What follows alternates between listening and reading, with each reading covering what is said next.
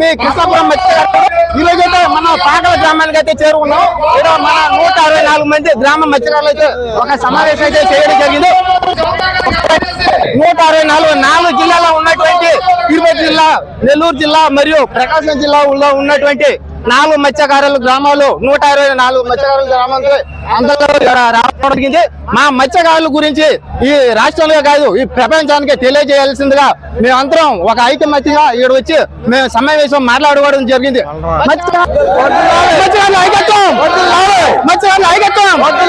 మీరు ఈ videos like చేసి ప్రతి ఒక్కరికి చేరేలా మీరైతే సపోర్ట్ చేయండి.